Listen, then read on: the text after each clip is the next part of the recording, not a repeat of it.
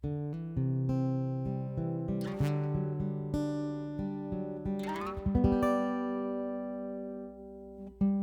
everyone, I'm John Steele, and this is After 4, a podcast for InterVarsity alumni. Life after college is hard, and even a great experience with your InterVarsity chapter doesn't shield you from the challenges of transition. As we hear stories from real alumni learning how to make it in their post-InterVarsity reality, my hope is that this podcast will offer some encouragement, a few laughs, and even some hope for the future. This is After 4, and these are your stories. Hello there. Welcome to After 4, the podcast for InterVarsity alumni. I'm your host, John Steele. Great to be together again this week. Hey, just a quick reminder that this is our last episode before we take a break for a few weeks. As I mentioned last time, we'll have some great bonus content coming your way between now and our next new episode. You're going to get to hear some previously unheard moments from a few of our recent guests, so stay tuned for those offerings. All right, last week we were chatting with Jay Kim, pastor and author of the book Analog Christian, Cultivating Contentment, Resilience, and Wisdom in the Digital Age. Jay was sharing with us the challenges of living in a world where we are so heavily inundated with digital content. And one of those challenges is the nearly constant opportunity to compare ourselves to others. The issue is that this doesn't just provide some harmless entertainment. Research is finding that this constant comparison is extremely harmful to our mental health and our general well-being. Thankfully, Jay's been pointing us to the antidote: joy.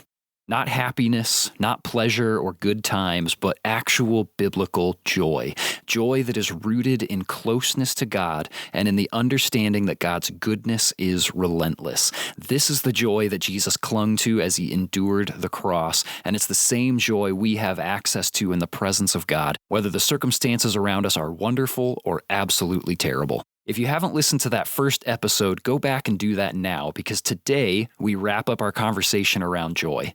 Jay's going to help us further develop our understanding of joy and provide us with a simple tool for cultivating it all day long. Then we'll spend the rest of the episode talking about our proclivity toward reckless indulgence and its cure, self-control. Here's Jay, and this one's for you, alumni. If I'm reading your book correctly, Jay, I think that you're even saying that those really challenging moments in between are actually fuel for joy. They're not just the things that we sort of like, that we grit our teeth and get through because we have joy, but that those things are actually useful for fueling the joy that we have. Can you talk a little bit more about some of the #blessed and the struggle that leads to joy? Yeah. I love John's gospel. Jesus in John's gospel in chapter 16, he's got that famous line. He says, "In this world, you will have trouble." What a sobering line. We typically just kind of skim over that part of it because the second part is so awesome.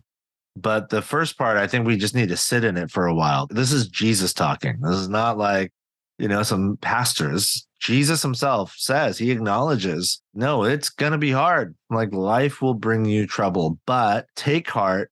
I have overcome the world. Inferring, I have overcome the world and all of its troubles. Not that you will not have trouble, but when you have trouble, take heart, because that trouble will not overcome me. Therefore, if you are with me, it will not overcome you. Like you just said, this too shall pass, is essentially what he's saying. So, Henry Nouwen, the great writer Henry Nouwen, he says that joy and sorrow are never separated, right? Which is so anti the version of joy or happiness or pleasure that culture wants to sell us. It's all about separating ourselves from sorrow and pain and hardship and inconvenience. But Nouwen says, taking Jesus's words here to heart, joy and sorrow are never separated. Joy is hidden in sorrow and sorrow in joy, which is so interesting. And then Nouwen goes on, he says, if we try to avoid sorrow at all costs, we may never taste joy. Wow. Which is so beautiful, profound. The late, great Tim Keller, I think he sort of expounds on this idea. He's got this wonderful book called Walking with God Through Pain and Suffering. And he explains it this way in that book. He says that other worldviews, non-Christian worldviews, they lead us to sit in the midst of life's joys, foreseeing the coming sorrows. So other worldviews are all about, hey, like feel good now, enjoy this now, but there's some bad stuff coming. It's going to be a bummer, but whatever. Let's just have a good time right now. But then Keller goes on and he says, but Christianity, the way of Jesus, empowers its people to sit in the midst of this world's sorrows, tasting in the present the coming joy, the promise that someday Christ is going to return, right all wrongs, set the world right, and usher in a whole new era, an eternal forever kingdom of real joy. And we can taste that joy now in the midst of all of our pain. So, if you type in the hashtag blessed on Instagram or whatever, it's never sorrow. It's never pain. It's never hardship. It's always a Mai Tai on the beach or like the brand new car or whatever. Yes. And I'm not saying those things are bad. I'm just saying we have a misunderstanding of what the blessed life actually is. That blessing is like real blessing is not feeling good. Real blessing is the ability to have joy deep in our body and bones in the midst of pain and suffering and sorrow. That's real blessing. You think about the Beatitudes. Yes. Jesus's wonderful words that sort of kick off his great Sermon on the Mount. And all of those different types of people he says are blessed, especially within the context of the day, those were not the blessed, that those are not the people in the world at the time, in the cultural context of the day. Those are not the people others looked at and said, wow, they're living the good life. That's not it. The poor, the meek. It's critically important that we understand what blessing really looks like, that it is the ability to live in and alongside the presence of a good God in the midst of our pain and know that his goodness never wavers. And in that truth, we find a deep sort of underpinning of joy that becomes the foundation of our lives rather than a sort of fleeting spark of pleasure that we're constantly chasing. Wow. Jay, this is ultra inspiring as I'm listening to this, and that feels like an easy place then to just stop, is to feel inspired. Like, yes, can you give us just one practical next step for pursuing joy instead of comparison? Yeah, so many, but one that I think all of us can do right away is to consider, reflect on one simple gift from God. So there's one that everyone listening to this has that's universal. It's the breath in your lungs. And it sounds a little trite, but you think about it in the scriptures, the word for spirit, the spirit of God in both the Hebrew and the Greek, ruach in Hebrew and pneuma in Greek, both words mean wind or breath. So for Christians, for followers of Jesus, it's a reminder that every breath we take, as the Spirit of God resides within us, every breath we take is a reminder of the energizing, animating Spirit of God that is with us and in us.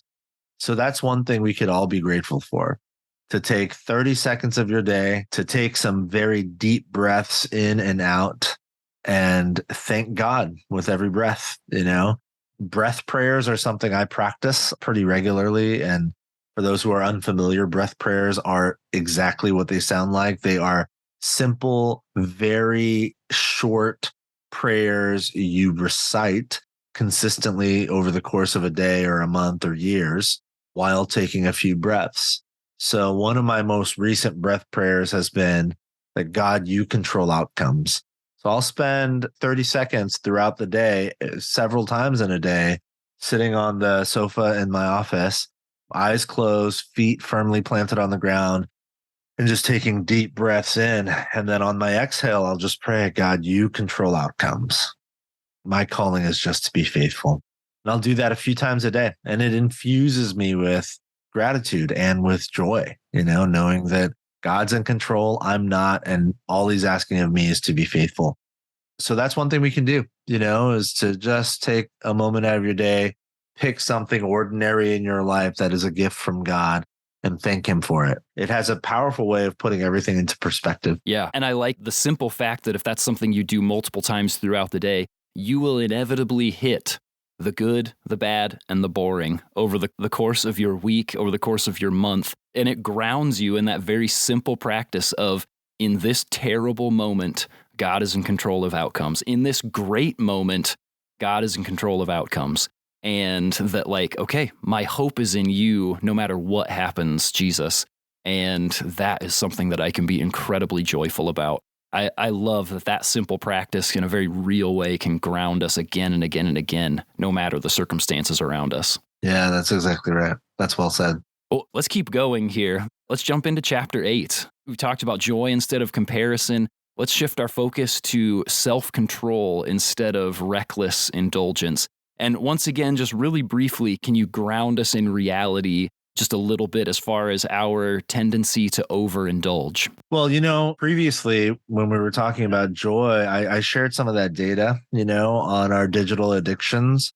The fact that we are the average, not even the high usage person, but the average smartphone user is on their phone 3 hours a day. We unlock our phones 150 times a day. There's all sorts of data about email addiction. In fact, I would confess that is one of my deepest, darkest struggles is email. Okay. And it's connected to all sorts of feeling. And by God's grace, it's gotten so much better. And I delete my email when I'm on vacation with my family. It's been so helpful. But yeah, for many years and still to this day, it's not easy for me to stay off of email. There's always a temptation to check my email first thing in the morning. And when I'm really honest with myself, it's tied to all sorts of insecurities and brokenness in me. I get that little blue dot that tells me I have a new email. And it's the enemy of God whispering to me, yeah, you're important. You matter. And, which is a lie because my significance is not tied to people needing me and sending me emails requesting things of me. My identity and my significance is tied to the fact that God knew me before he formed me in my mother's womb and that he sent his son to die for me and for all of us because we are made in his image. We are his sons and daughters. So anyways, all sorts of data, whether it's email or social media consumption, which is it's just bonkers now, like how many, I forget what the numbers are, but like 1.8 billion people on Facebook, over 1 billion people globally on Instagram. These are active users, and then you have all sorts of new platforms coming out. However, whatever the number is, I think it's over 1 billion active users on TikTok. We're just constantly consuming, and we are all over the place. And then you get into the really, really sort of dark, destructive side of the internet with, pornography. I just recently read a statistic that says that 50% of American boys and 32%, so half of American boys and a third of American girls are exposed to online pornography before their teenage years. I mean, before their teenage That's years. Unbelievable. So literally when they're 12 and younger, which for me as the dad of an 8-year-old and a 5-year-old, it is a frightening Absolutely. and sobering statistic. So again, reckless indulgence on the internet. It is pervasive with reckless indulgence. And it's killing us. It's really undoing something in us on an individual level and I would say on a societal level. The researchers Jean Twenge and Jonathan Haidt, they've done a lot of work in recent years. They have this famous graph that was in the New York Times based on extensive research over the course of a decade, where they measured the rates of anxiety and depression in high school students. And you can just Google this chart. It's fascinating. You see this graph in rates of anxiety and depression and suicidal ideation. And the graph sort of increases very slightly slowly from like 2005 or something to about 2012. And then in 2012, for both teenage boys and girls, you just see this immense swing upward, this extremely alarming increase in teenage anxiety and depression and suicidal ideation. And Twenge and Haidt, they also note 2012 is when, one, smartphones became pervasive in the hands of teenagers, and when social media jumped to the next level. It went from just being sort of Facebook to now the advent of Instagram, Twitter, and Facebook sort of opening up to everybody. And they suggest, and I think that they're right, that this incredible spike in anxiety and depression amongst teenagers was in large part, and maybe overwhelmingly so, in large part due to the advent of social media and how much time teenagers began spending online. So, yeah, reckless indulgence to be sure. It's doing something in us, again, at an individual and societal level that I think we need to pay real attention to. And I mean, many of our current listeners would be people who were in the midst of that era. That's right. Who are living the realities of what you're talking about right now. And that's, for me, that's a really sobering idea, that the people that are listening to this podcast are who you are talking about right now. Those people in 2012, where that sharp upturn really started. And these realities don't exist just because. Like, it's not just this is just the way that it is. Something is influencing them. So I wonder, Jay, as best as you can you tell us what are some of the internal and external forces that are influencing this tendency to overindulge? Yeah. On the one hand, there is just the reality of the flesh, and I'm using that term in a biblical way.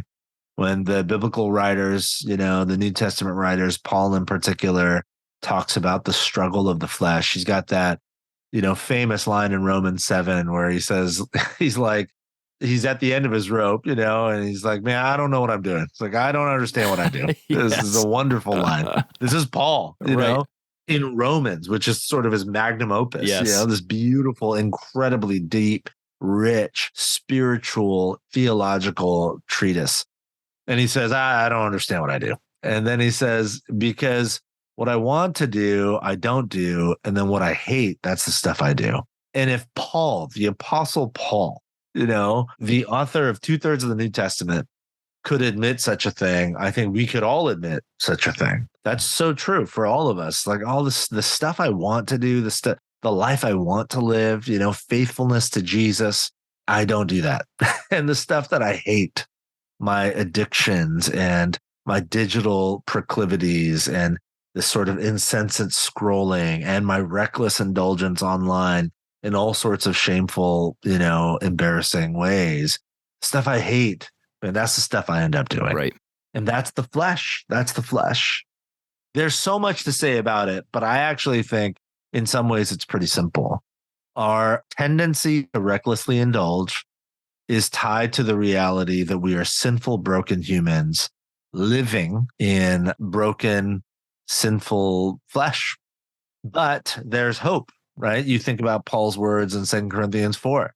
He says, actually, yeah, like our bodies are like jars of clay. That's what he says. And, at the time, context is helpful here. Jars of clay, they're cheap. Archaeologists have found, they've dug up in the ancient Near East, like hundreds and thousands of jars of clay in areas that in the ancient world were like poor. So jars of clay were these really cheap household items that anybody could have. And typically, because it was so cheap, it was primarily used by the poor.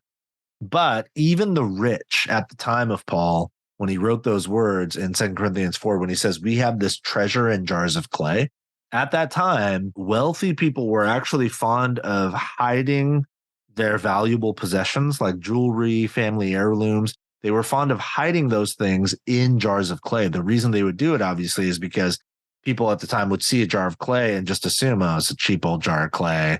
It's like a poor person's clay jar. There's nothing in there. So they would hide treasure, family heirlooms, jewelry, expensive things in jars of clay to deter, thieves.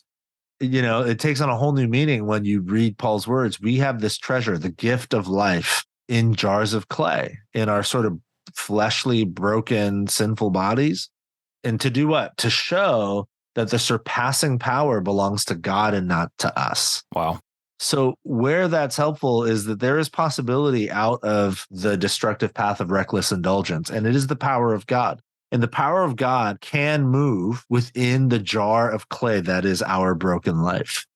And I think that's the way forward, right? To invite God by his Spirit and with his surpassing power that is unlike anything we could harness in and of ourselves, to ask him with his power to change us and to form us and to change our desires so that we desire reckless indulgence less and less and desire the things of God more and more. That is such a humbling yet empowering, exciting, I don't know, just like that reality of talking about these things. It would be really easy to turn inward, as we know, because of these things you're talking about is our tendency to do anyways.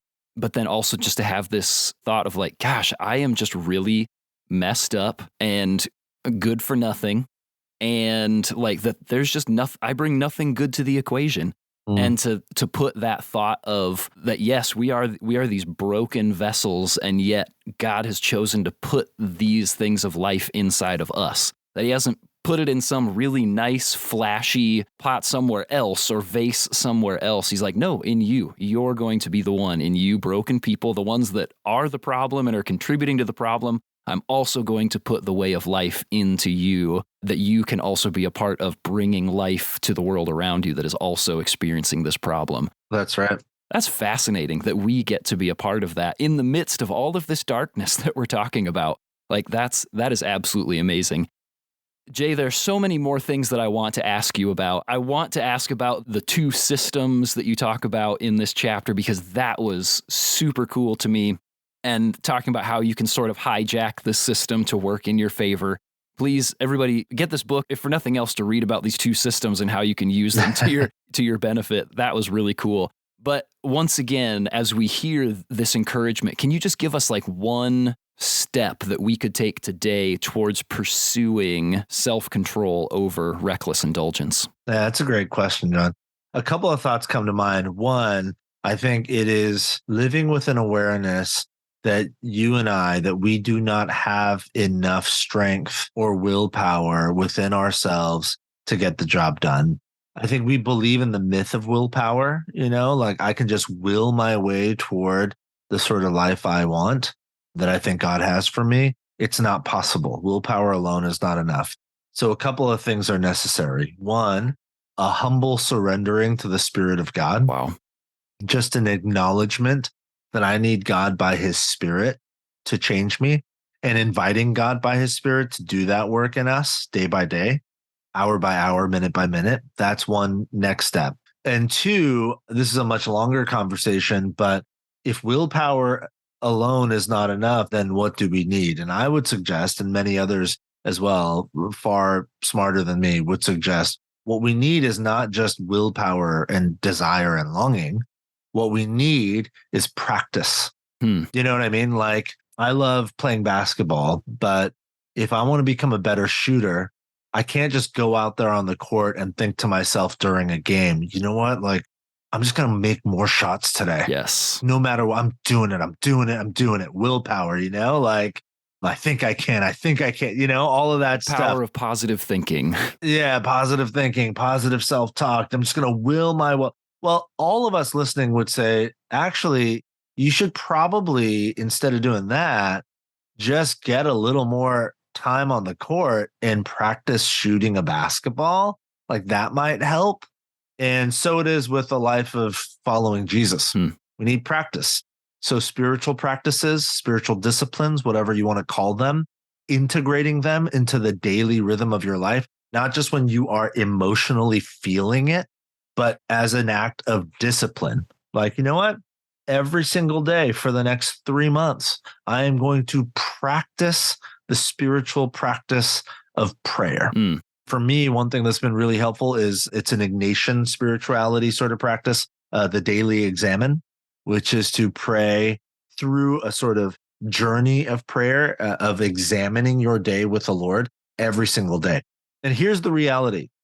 2/3 of the day, 2/3 of the time at the end of the day, I'm so exhausted, I don't want to do it. But if I don't feel like going out and shooting 100 jump shots tomorrow, and I don't, will I ever get better at shooting the jumper? No, I won't. You have to have discipline to do it. And so it is with the spiritual life. For me, practicing the daily examine, even on the days that I don't feel like it, and just being consistent, it has changed me. It's formed me and it's changed me. So those are my two suggestions. Acknowledge that willpower is not enough. Your own ability is not enough. Surrender to the Spirit of God and ask Him to change you, and then participate with Him by implementing consistently spiritual practices into your life. That's fantastic, which I think that last point in particular really feels like it ties us even back to what we were talking about, joy, of like, this is something that goes through the ups and the downs and the middle of the road. Joy is present in those places. And just like that, the need to keep going, keep trying, keep practicing when you feel like it, when you don't feel like it, and when you're just kind of meh. Like those sort of walk side by side of strengthening those same muscles of recognizing like, this is always here. I need to keep leaning into it even when I don't feel like it. That's right. Yeah, I love that those two are so closely related in that way. Jay, just really quickly as we wrap up, do you have any future projects that are coming up here that people can kind of watch out for, that they can follow you in some way? Just here we are talking about social media indulgence. I'm asking if there's ways people can follow you. Maybe your answer just needs to be no, but do you have anything else that's coming up in the near future? Yeah. Well, several things. I have my next book coming out in 2024 in the spring. It's called Listen, Listen, Speak, Hearing God and Being Heard in a Noisy World. So I hope that that's helpful for folks. Actually connected to InterVarsity, we are working on a podcast together that sort of gets at some of this. It's going to be called The Digital Examine, and about sort of, again, carving out practices and time and space to hear the voice of God in a noisy world by implementing practices of listening into our lives. So that's going to be a lot of fun. We're going to be talking to a lot of wonderful men and women who I think will have very helpful things to say about that. So those are just a couple of things I'm working on. We will help keep our guests apprised as those things happen. Jay, thank you so much. It goes without saying that this is incredibly timely as I think about recent grads potentially moving to unfamiliar places where they don't really know anyone, they haven't established their healthy rhythms yet, that it would be so easy to slip into reckless indulgence, unhealthy comparison, or any of the other topics that you discuss in your book, self-centric despair, impatience. Like, it just feels like fertile soil for those kinds of things to happen. And so I think that your book offers like some really necessary corrective measures for places that has started to seep in, but also ways to thwart unhealth by pursuing health in the Holy Spirit, which I just really love that it's not just pop psychology, what's healthy. It's not just what our culture is saying is healthy and do this and you'll feel better, do better, but that it's what Scripture has told us from the beginning, and that's cultivating the fruit of the Spirit. And I think that's an invaluable gift. Thank you for writing this book. Thank you for taking time out of your normal life and work rhythms to be here, and for investing in our young alumni who are experiencing significant transition. Thanks so much, Jay. Oh gosh, you're very welcome, John. Yeah, it was a lot of fun talking. Thanks for having me. Okay, Jay's provided two very simple tools to help cultivate joy and self-control while also combating comparison and reckless indulgence. The first is practicing thankfulness. Stop throughout the day. Quiet yourself. Slowly breathe in and out and simply thank God for something that He's blessed you with. Whether it's a great moment or a terrible moment, put this into practice and remind yourself that God is present and He is good. The second practice is multifaceted. First, regularly confess to God and remind yourself that your willpower is not enough to prevent reckless indulgence. This isn't to bring shame, it's to remove the unnecessary and impossible burden of getting it right ourselves every single time. Second, very simply ask God to change you, to transform you, to renew your mind. Give yourself over to the power of the Holy Spirit in your life and surrender to God's timing. Finally, practice. Don't just eliminate unhealthy habits because something else will take their place. Practice healthy habits. Jay recommends a daily examine as a healthy practice of confession and surrender. If you'd like help implementing an examine, check out the show notes. We made an examine guide for you that you could use on a daily basis. By way of encouragement as you put these things into practice, in the introduction to Analog Christian, Jay talks about the challenges of discipline and consistent implementation of a new healthy practice. He tells this story about his daughter watering a seed and her frustration as it took so much longer than expected for that seed to sprout and show itself above the dirt. She was not prepared for what Jay called the inequity of rhythms and results. She watered, but she didn't see immediate results. Jay says the same is true for cultivating the fruit of the Spirit. He says it will not happen overnight, or several nights, or months, or even years. It will be a lifelong journey of watering, tilling the soil, offering sunlight, and waiting. But for all who long for a life of contentment, resilience, and wisdom, it is a journey well worth taking. Alumni, take heart that as you implement these practices, it will take longer than you expect to experience change. It's not you. You're not doing it wrong, and God's not ignoring you. It's just the reality of the process of being transformed. Be encouraged in the knowledge that God is close. Nothing can change that, and in the presence of God, there is fullness of joy. Jay, thank you so much for joining us these last 2 weeks. We needed this teaching, and we are better equipped for cultivating contentment, resilience, and wisdom thanks to you.